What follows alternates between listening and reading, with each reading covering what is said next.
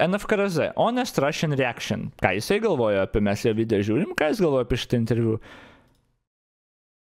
So yes guys, we're officially in the worst timeline ever because Tucker Carlson has just interviewed Vladimir Putin. Yes, this is real, this is actually happening, and I'm here guys, as a Russian who left Russia to give my opinion about it or to talk about how much I really don't care. Yes guys, I'm actually traveling right now. I'm here in the Airbnb in Lisbon, Portugal. Yes guys, that is right, I'm moving to Lisbon, Portugal actually. Spoiler alert. I'm gonna talk about that in detail in the next video. But yeah, I actually tried to film this video outside today and the wind and the audio was absolutely terrible. Nebūtų rusas, jis man patiktų. Ei, atsikratyk tokio mąstymo. Negeras mąstymas, beje ir video per garsybiškai. So here we are again guys, I was out. I'm a little drunk and in today's video I want to talk about the new Tucker versus Carlson. Блять, Карлсон. Карлсон это, блять, это детский мультик. Ага, Карлсоnas, kuris gyvena ant stogo. I'm sorry guys, I will try to keep a straight face. I'm here to react to the Tucker Carlson Putin interview because this interview is going absolutely viral right now with every single roach like Russell brand, you know. It's currently going on about this like this is the biggest thing in the world, you know. This changes everything. No way, this changes everything. Tucker Carlson's interview for Putin with crazy new information. Shut up. But this is not changing absolutely anything. There's absolutely zero things that Vladimir Putin could say at this point that would make me feel different about him or anything about that's going on today. And in fact, I would say with this interview, the bullshit started right away with Tucker's address when he came to Moscow and announced that he's going to be making an interview with Putin. Abby Phillips of CNN actually did a pretty good rebuttal of this. Not a single Western journalist has bothered to interview the president of the other country involved in this conflict, Vladimir Putin. That's a lie. Serious news outlets, including CNN, have requested Putin to interview over and over again. And Tucker Carlson is the only person that Putin agreed to give an interview to, which is, you know, kind of interesting, isn't it? It's not like Tucker Carlson, you know, is essentially going to be allowed to only ask questions that, you know, the Russian government allows him to ask. And also in general, I do find it really funny that Tucker Carlson wants to sort of position himself as like the only real journalist out there, like the only real journalist that wants to do the research and actually get down to the truth. For 2 years, real journalists have risked their lives to report from the ground, including 2 U.S. journalists who are right now baselessly being detained by Vladimir Putin. Meanwhile, there's actually American journalists that are currently in prison in Russia or are on trial in Russia specifically for doing investigative journalism and work, which Tucker Carlson is most certainly not. And the interview has already come out, right? And when I looked at this when it came out, I was like, Jesus fucking Christ, 2 hours, guys. It's 2 fucking hours long. Imagine, plet, kaip mane užnesa. Ir aš žinau, kad aš turėsiu labai daug pauzinti. Tai įsivaizduokit mano fucking pragarą. Kai žiūrite, žinai, kokį 20 minučių reaktą, nu, jeigu labai daug kalbėsi, nu, maks valanda bus ten. Čia aš nežinau, kiek jau reikia pauzinti, kad iš 20 minučių jau ten, nu, tipo, valandos reaktą darytum. Kai žiūri netgi lietuvišką kokį 2 valandų video, nu, jau žinai, kad bus 3 valandos, tipo. Nes valandą ant viršaus savo uždėsi. Putino fucking interviu, nu, tu žinai, kad reikės dahuja pauzinti, dahuja šnekėti. Tai vakar kiek 5 ten, kiek aš vakar apie 5 valandas reaktinu. Jesus, ir dar kaip nuobodu buvo. Ir dar iš tikro, ir čia atmetus tai, kad pusę valandos tiesiog apie istoriją pasakoja. O, dievai, tragedija. Oi. Like, guys, I don't know what to say. Like, as a Russian, right? Russia's invasion of Ukraine has significantly altered my life. I had to change my entire life and move countries, and now I'm moving to another country and everything. My heart breaks for what is going on currently in Ukraine. Introvertas neužsičiaup. Jis gali 5 savaitės šnekėti. Ir gyvai jis lygiai taip pat. Kai jis susitikę gyvai lygiai taip pat, jis labai daug šneka. Jis tobulas yra react contentui tiesiog. And everything, but once again, guys, I just cannot stress enough how much I do not care for this interview. What does this man even have to say? What is the brand new thing that he's gonna bring to the table? Nothing, guys. He's been in power for like 25 years. He's got nothing new to bring to the table. And guys, I watched the interview, I watched like a quite good bit of it, and all I have to say, guys, is just, it's fucking boring. It really is. It's just like the rambling. Čia mano nuomonė. Čia mano nuomonė, just fucking boring. Taip, nuobodu. He's of an old geezer, essentially, right? It's an old man in a cloud for like 2 hours. True. I mean, I don't know what Tucker Carlson really expected from this interview, but like, you're not really gonna get any like hot takes out of Vladimir Putin, you know what I'm saying? He's not gonna say anything new that we haven't heard from Russian propaganda in the last 2 exact years, which I've been studying. I really did not hear anything new in this interview at all. Basically, the interview starts out with Tucker Carlson asking Putin a question about why Putin thought the West or America was actually about to attack Russia. It's not that America, the United States, was going to launch a surprise strike on Russia. I didn't say that. Are we having... Jis beje ir tą pasakė, yra fact checkas ten vakar. Ar vakar skaičiau tą? Gal Politico, man atrodo, ar kažkuriam yra fact checkai 5 lies and 1 truth kažkokie. Čia irgi neteisybė sakė tą. A talk show or a serious conversation? Here's the quote. Thank you. And the best part is that like Putin doesn't even want to answer. He just straight up starts off with like insulting Tucker. And, you know, Tucker just sucks it up and is, you know, acting very subservient because obviously, you know, this is a situation where I imagine you can't feel any other way. I mean, you're obviously in the Kremlin, fucking locked in the catacombs of the fucking KGB, surrounded by all of his guards and everything. Like, this is a very tense environment, right? So I can totally understand it. This is why, personally, I left Russia. This is why, personally, I like to stay out of environments like this, you know? Just a little tip out there for Tucker, you know, just don't ever come to Lubyanka Square in Moscow. Pretty much, yo. It's my personal tip to you. But yeah, Putin just essentially insults Tucker and he, you know, just sort of laughs it off. And, you know, this is actually something that you will notice in this interview quite a few times. Putin just blatantly sort of disrespects Tucker and insults him, and Tucker just sort of, you know, laughs and, I don't know, it's just so embarrassing. And then essentially after insulting Tucker, Putin just starts off reciting the entirety of Russian history. So if you don't mind, I will take only 30 seconds to give you a Beje, 30 seconds to 1 minute. Ir 30 minučių kalbėjo. Jesus Christ! Short reference to history for giving you a little historical background. Please. For like an entire hour straight. Yes, this is not even a joke. This is literally what almost this entire interview is. Смотрите.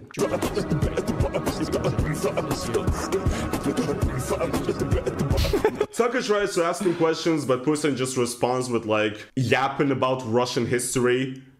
Let's look where our relationship with Ukraine started from. Where did Ukraine come from? The Russian state started gathering itself as a centralized statehood, and it is considered to be the year of the establishment of the Russian state in 862. Oh God. I mean, look, when the question was, why do you think the West and America was planning to attack Russia, right? When Putin's answer to that question is to start, you know, essentially retelling the entire history of the Russian Federation and to turn that entire history into an essay about how Ukrainians and Russians are like the same people or whatever. When the townspeople of Novgorod invited a Varangian prince, Rurik, from Scandinavia to reign. I mean, look, when Putin started talking about like the foundation of the Rus and about Rurik as a response to this question, I literally started laughing out loud. Like... This was like the funniest shit I've ever seen. I mean, this is literally every drunk conversation I have with like my drunk uncle or like grandpa. It's just an old man yapping. And the thing is, right, Putin just keeps going on and on. Aš kažkada turėjau tokią mintį apie tą principą. Amerika, pavyzdžiui, turi žiauriai senus politikus. Nu, tipo, fucking žiauriai. Ten daycare. Pret 8-5 tūkstančiai metų Bidenui ten, žodžiu. Bidenas 6 metais vyresnis už Izraelį. Ok, nu, bet anyway. Tiesiog seni gan politikai. Bet yra tada vienas kitas jaunas. Ten yra, man atrodo, jauniausias kongrese, man atrodo, ten 20 kažkelių metų, 22 ar 23, tipo. Nu, taip. Ir blemba, aš galvoju, iš dalies yra gerai. Nu, vyresni politikai tikrai, nu, ir patirtis, ir viską yra gerai. Bet blemba,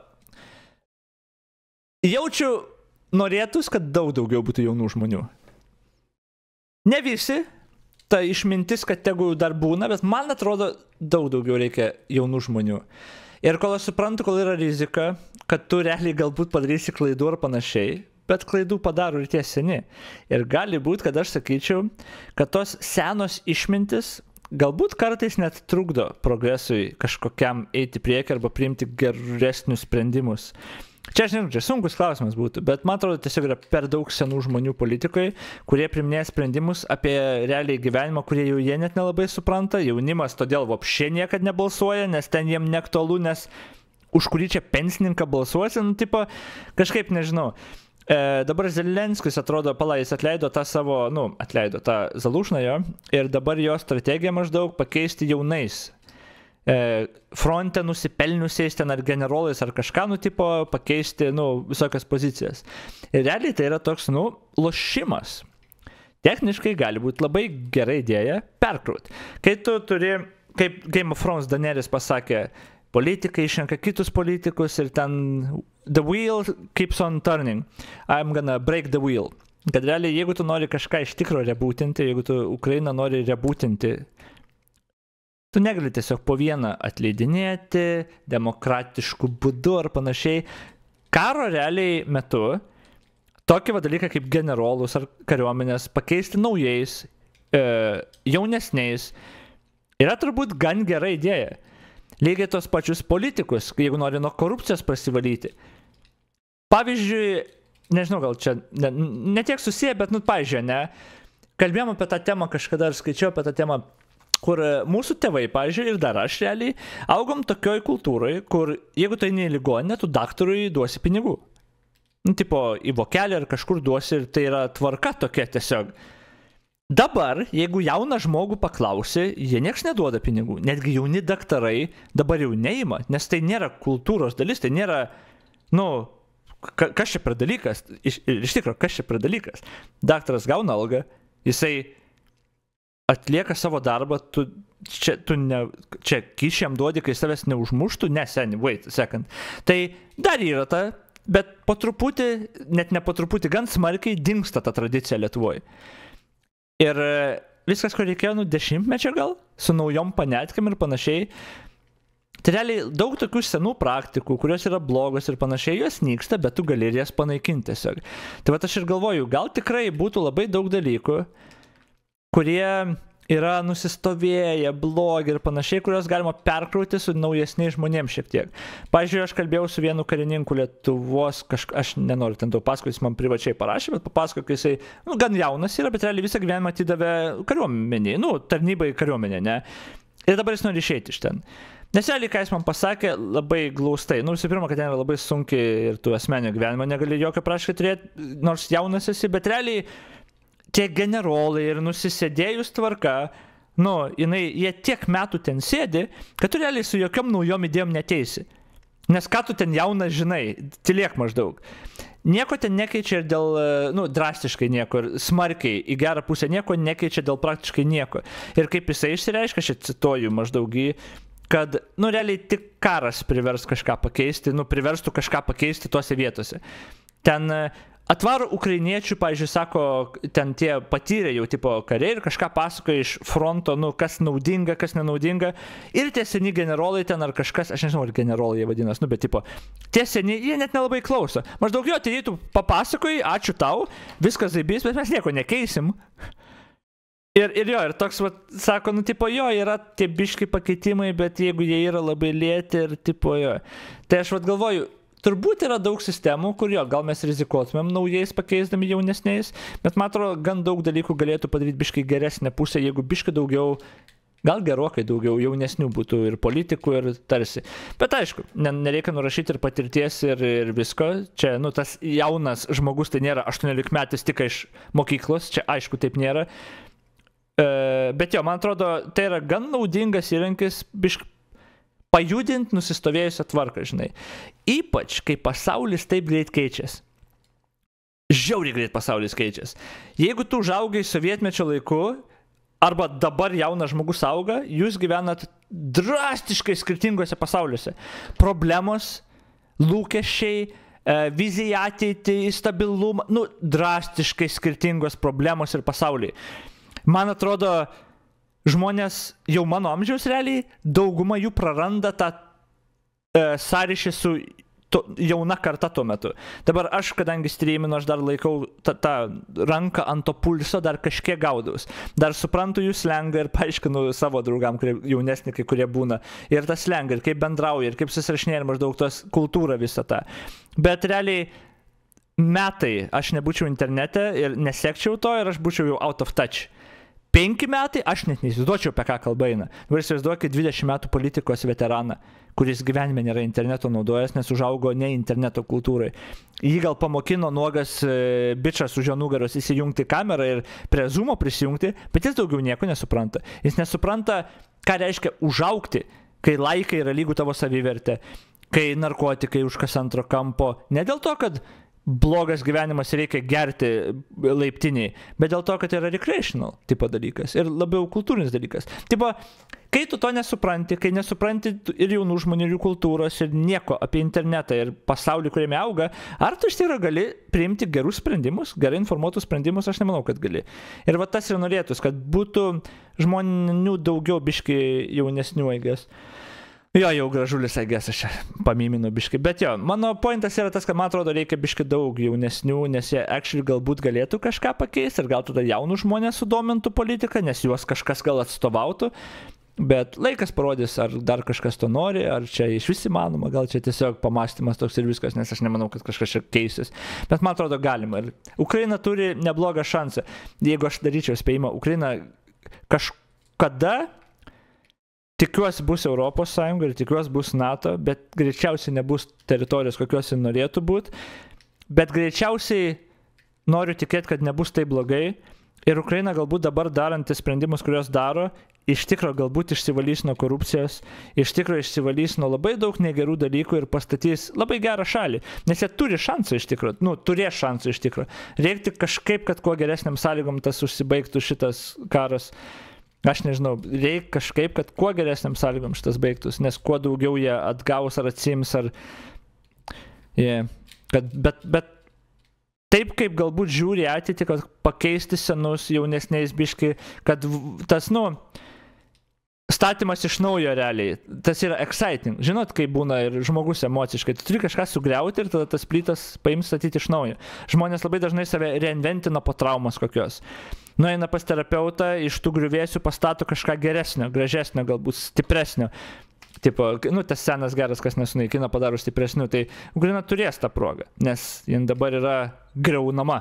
Tipo, ir daug kas sugriauta yra ir daug kas turės būti statoma iš naujo. Tai va, tikiuosi, kad tas statymas iš naujo ir bus gerai atliktas. Ir čia galbūt po 30-50 metų studijuos mokslininkai, kaip reikia statyti naują valstybę, kuri buvo tragiškai korumpuota, žinai, o dabar žiūrėk, normaliai yra. Kaip tas procesas veikia. Ar tai yra lėtas procesas, ar tai yra greitas procesas.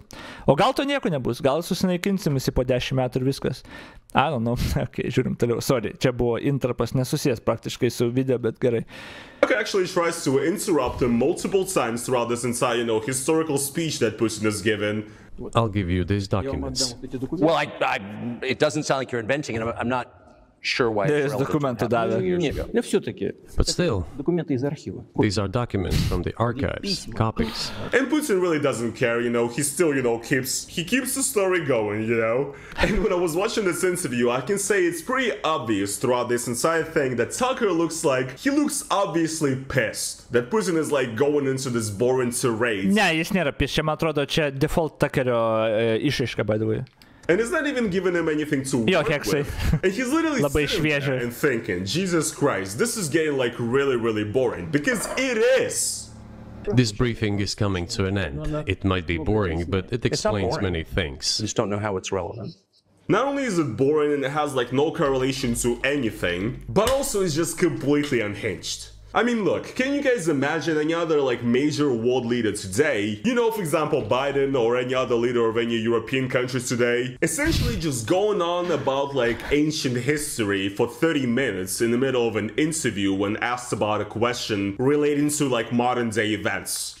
No, you can't. The answer is no. You can't really imagine any other president doing this. You can't imagine Macron or Scholz or whatever going on about this, right? You can't, because this is absolutely unhinged. This is not statesman-like behavior at all. Nobody else does this, The only other world leader that I would imagine that would do this, I don't know, is Gaddafi or Saddam Hussein or something. I mean, this is some kind of remember what Amalek did to you type shit, It's just absolutely unhinged. What is this? And there's literally people in the comments of this interview soy-facing and going oh my god, this is insane. Journalism, real conversation, real interview. No! This is nonsense. Alright guys, let's calm down. Here's the thing. Even if Putin's entire, story about Russian history and how Ukrainians and Russians are actually the same thing, and how Ukrainians throughout history have actually been duped into thinking that they're not actually Russian or whatever, even if he was right? During decades, the Poles were engaged in Polonization of this part of the population. They introduced their language there, tried to entrench the idea that this population was not exactly Russians, that because they lived on the fringe, they were Ukrainians. Let's say everything Putin claims and everything Putin says, in his entire history lesson is right. What does that change? What exactly would that change? How does some ancient history that is centuries and centuries old justify what is currently happening in Ukraine? Or how does any of it imply that Ukrainians have no right to self-determination or whatever, right? Like, what is this? What are you talking by the way? And my favorite thing this entire interview is just looking at Tucker's face when Putin is talking, because he's just making the biggest fake American, I'm listening to you, face. He's essentially got the biggest you don't say face ever, and that's just I don't know, man. I mean, how is anybody taking this seriously? And look, here's the thing why I don't care about this interview. First of all, Tucker's entire stance, I really don't like it, because his entire angle is essentially, oh my god, is this guy misunderstood? We in the West, we're totally brainwashed and, with force-fed propaganda that is telling us that Russia is bad and Putin is bad. But this guy is actually misunderstood, you guys, The truth is that he actually wants to bring world peace. And, it's our terrible American leaders, the liberals. They're actually the ones that want this war to happen. Come on, guys, Putin is just a great guy that's misunderstood. We need to hear him out. We need to give him a benefit of the doubt. Come on, guys. We need to hear him out. He's been so misunderstood. And no. He's not misunderstood. You guys understand him quite right. Actions speak louder than words, right? And you see what this guy is doing. You see what, the actions of Russia are leading to. You see what is happening in Ukraine, essentially, right? This doesn't really look like peace. This doesn't really look like conversation, consensus building, whatever. This guy is not misunderstood. He's not. You're just a useful fucking idiot that is letting, the Russian government use him as a propaganda mouthpiece. Pretty much. And you're also spreading this propaganda of essentially, how great and misunderstood and strong of a leader Putin really is in the West. I mean, yeah, guys, we have this Frank Delano Roosevelt, just a complete hack. This guy's senile, can't even stand up, wheelchair looking ass, whatever. Meanwhile, look at all over there in Germany, a strong leader that is actually able to stand up and give a proper speech. Now that is a great leader that is also promoting traditional values in a society, by the way. This is you. Do you literally understand, Tucker Carlson, that this is literally the position you are in today's discourse? What is currently happening? This is fucking ridiculous. In my opinion, this is honestly absolutely anything but journalism, because interviewing Vladimir Putin from the standpoint of oh my god, this guy is so misunderstood that actually, he wants to bring world peace is ridiculous. I mean, it honestly reminds me a lot of the Alex Jones, Vladimir Solovyov interview. Where Alex Jones was essentially going on about how, Russia is actually a country that wants peace, and actually Russia and America need to work together and everything, and actually the American liptards, the establishment, they completely misunderstand Putin, because this guy actually wants peace, y'all. My god, that's as a Russian citizen who has to live with the bullshit of being a Russian citizen for his entire life, seeing Americans simp for this fucking shit, oh my god. I want to punch a hole through this wall right now, guys. I'm not gonna lie, but this is not an American wall. This is a European wall. No punching walls. I'm actually not gonna be able to. I'm just gonna ruin myself, but oh my god. But look, guys, I mean, all in all, as somebody who makes, slop about, Russia bad on this channel, who talks about Russian politics and whatnot on this channel, once again, from one side, I am really annoyed at this, Tucker Putin interview that just came out, because it's nothing but just, it's basically just Russian propaganda that also is intertwined with conservative propaganda. And like I've said already on this channel, for many, many years, these things actually coexist very, very nicely, conservatives and Russian propagandists. So yes, it's a little bit annoying, but also, I do like it in a sense that this obviously brings more conversation to Russia, and I talk about Russia on this channel, so more views for me. Isn't that great? But on a serious note though, again guys, I just cannot stress enough how much I don't care. I really don't. Like, there is honestly nothing that Vladimir Putin could say at this point. There's no stories that he could tell at this point that would make me change my mind about him and what he's done to my country and my people, right? And there is absolutely nothing that would change my minds about what is currently happening, because once again, like I said, actions speak louder than words, and some, like, you know, 5-hour history essay in an interview with a fucking grifter who's the furthest thing from a journalist imaginable is not gonna make me change my mind. Man atrodo, Tukeris negavo, sorry, užpausinsiu, jo, aš tą patį anksčiau sakiau, man atrodo, Tukeris gal biškai labiau tikėjos, kad Putinas šiks kartu su juo ant Amerikos ir leftistų ir panašiai, o gavo tiesiog 30 minučių istorijos pamokėlės ir kartais Putinas, nu, aš nežinau, kas ten jų galvoja, tipo, nu, apie vakarus kalbant. Jo, man atrodo, tikrai Tukeris negavo to, ko visai tikėjosi galbūt. Soy facing about this entire fucking thing, you know, saying how this is the biggest interview ever that's actually revealed so much, you know, hidden information or whatever. Leave that to the fucking Russell Brands of the world and, you know, the fucking soy face. Aš niekad nekavrinu, man atrodo, Russell Brando. Russell Brandas yra toks šiukšlė. Iš tikrųjų, jis toks bukas ir toks šiukšlė. Ir mane biškai netrigerina, kiek daug gan jaunų žmonių, mano pažįstamų ir panašiai, jį mėgsta. Bet jį mėgsta pagrindę panos, nes man atrodo, jisai tokį vaibą turi, tokio fuckbojaus gražaus vaibą bent jau turėjo. Dabar aišku, išėjo tie allegationai, kad jis ten, kaip bišukai, rapist vos ne. Bet, kad kaip aš nekenčiu jo, blogiau už bet ką kitką, tas Russell Brandas, blogiau už bet ką kitką. Taip kaip jis dėlioja savo argumentus ir mintis, tu niekad jokios informacijos negausi ir objektyvumo. Tai visiškas smegenų plovimas. Bet, god damn, fuck that shit. And, you know, centrist, fence-setting fucking sellouts, right? Jo. Dvigubai blogiau už Hitlerį, taip, Kopermenai. Jo, charizma, išvaizda, nuostabu, jo. Tas ir užpėsa, nes žmonės taip vertina. Šimonytė blogai, nes senmergė ir tarpas tarp dantų. Nausėda gerai, nes aukštas ir gražus. Russell Brandas, va, charizmatiškas, lėkštutis gerai, va, jis nesikeikia ir gražiai pasakoja be keiksmažodžių.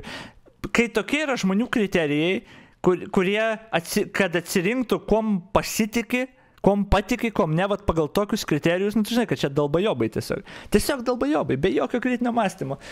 Ten mano išgirsta keiksmažodį, viskas. Nesvarbu, ką aš sakau, nesvarbu tiesiog.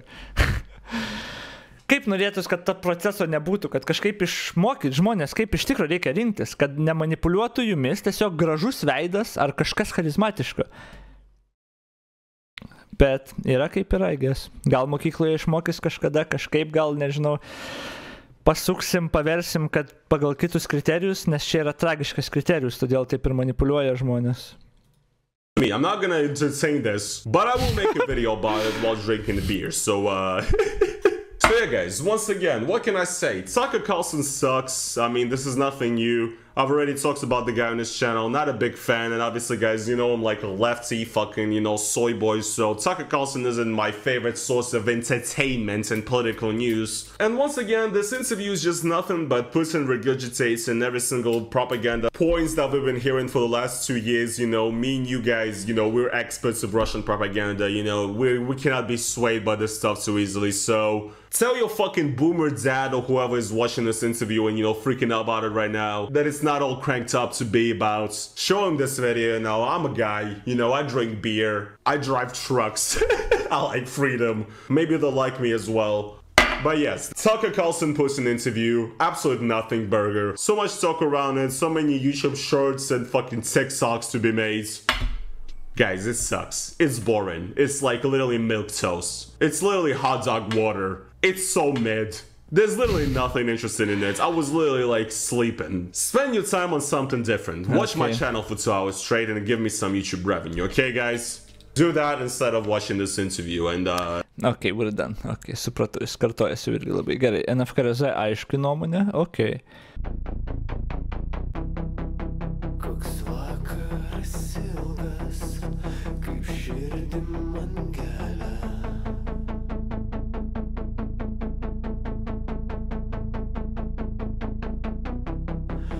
Nuskink man